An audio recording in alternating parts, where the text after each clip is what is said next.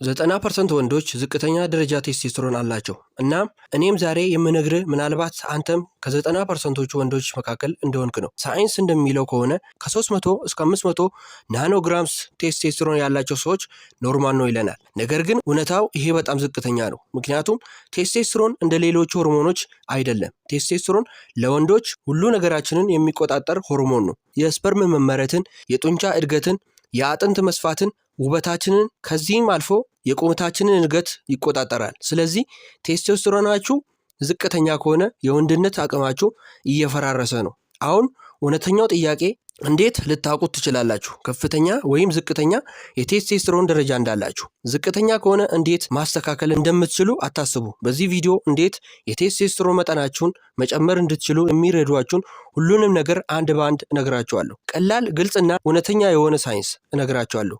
እንጀምር። 3 ምልክቶች ዝቅተኛ ቴስቶስትሮን እንዳሏቸው የሚያሳዩ ምልክቶች። አንደኛ፣ ቼስት ፋት ኤንድ ቢሊ ፋት፣ በደረትና ሆድ ላይ የሚወጡ አላስፈላጊ ስቦች። በደረትና በሆድ ላይ ውፍረት እያስጨነቀ ነው? ይሄ የሆርሞን ችግር ነው እንጂ የአመጋገብ ችግር አይደለም። ሰውነታችን ሃርሞቴስ የሚባል ኢንዛይም ያመርታል። ይሄ ኢንዛይም ደግሞ ቴስቶስትሮንን ያመርታል። በዚህ ጊዜ ይሄ ኢንዛይም ወደ ኢስትሮጂን ይቀየራል። ይሄ ሆርሞን ደግሞ የሴት ሆርሞን ነው። ስለዚህ በጣም ከወፈርክ የቴስቶስትሮን መጠን እየቀነሰ ነው እና ዝቅተኛ ቴስቶስትሮን ካመረትክ ደግሞ ሰውነት ከወንድነት ቅርጽ ይልቅ ወደ ሴትነት ቅርጽ እየተቀየረ ነው።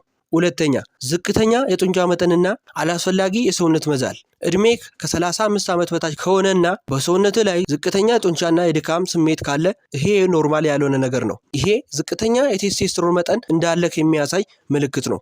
አብዛኛው ወንድ እኔ ፈርቻለሁ ወይም ብዙ ካልሲየም ያስፈልገኛል ይላሉ። ነገር ግን እውነተኛ ምክንያት ዝቅተኛ ቴስቶስትሮን ስላላቸው ነው። ሶስተኛ፣ ኖ ሞርኒንግ ውድ። ይሄ ምልክት ሰውነታችን የሚያሳየን ምልክት ነው። ቴስቶስትሮናችን ጠዋት ላይ ከፍተኛ ደረጃ ላይ ይደርሳል። ነገር ግን አንተ ልብ አላልከው። ጠዋት ላይ የቴስቶስትሮን መጠን፣ የደም ፍሰት እንዲሁም ነርቮች ምልክቶች ይሰጠዋል። ችላ አትበላቸው። አሁን እንዴት በተፈጥሮ መንገድ እንደምታስተካክላቸው ልንገርህ። አንደኛ፣ ኤክስሬሽን ወይም ማስወጣት። አብዛኛው ሰው ይህንን አያውቅም። ነገር ግን መላብ በቀጥተኝነት ከቴስቶስትሮን ጋር ይገናኛል። ጥናቶች ያንን ያሳያሉ። በአካል እንቅስቃሴ ወይም ሳውንስ የሰውነታችንን ሆርሞን ባላንስ ለማድረግ ይጠቅማሉ። እናም ከሰውነታችን የኤስትሮጂን ሆርሞን ለማስወጣት ይጠቅማል። በብዛት ከሰውነት ውስጥ ላብ ስታወጣ በብዛት ቴስቶስትሮን ይመረታል። በቀላል መንገድ ብዙ ላብ ለማስወጣት በሳምንት 3 ጊዜ ያህል መሮጥ። ይሄ ተግባር ላብ ከሰውነታችን ከማስወጣት ባሻገር የተለያዩ የጡንቻ ክፍሎችን ለመገንባት ይጠቅመናል። ሁለተኛ፣ እንቅልፍ። ይህንን ብዙ ጊዜ እንደሰማ እርግጠኛ ነኝ። ነገር ግን አሁንም ደግሜ እነግራለሁ፣ ምክንያቱም አብዛኛው ሰው ይህንን በቁም ነገር እየወሰዱ አይደለም። ቴስቶስትሮን በብዛት የሚመረተው በእንቅልፍ ነው እንጂ በጂም ቤት ውስጥ አይደለም። የሚመረተው በሚገባ በቂ እንቅልፍ ስታገኝ ነው። በቂ እንቅልፍ ስታገኝ ጡንቻዎች በቂ የማገገሚያ ጊዜ ያገኛሉ። ያን ጊዜ ሆርሞኖችም በእንቅልፍ ጊዜ በቂ እረፍት ያገኛሉ። ቢያንስ በቀን 7 ሰዓት መተኛት አለብህ። ከተቻለ ግን በቀን እስከ 9 ሰዓት ብተኛ አሪፍ ነው። ሶስተኛ፣ ትክክለኛ አመጋገብ። ሰውነትህ ከፍ ያለ ቴስቶስትሮን ለማምረት 4 ወሳኝ ንጥረ ነገሮችን ይፈልጋል። ፕሮቲን፣ ዚንክ፣ ማግኒዚየም፣ ሄልዝ ፋት። እነዚህን በአንድ ለማግኘት 4 እንቁላልና 2 ቁራጭ ሐብሐብ በቁርስ ላይ ብታገኝ አሪፍ ነው። እንቁላል ፕሮቲን፣ ሄልዝ ፋትና መልቲቪታሚንስ በውስጡ ይይዛል።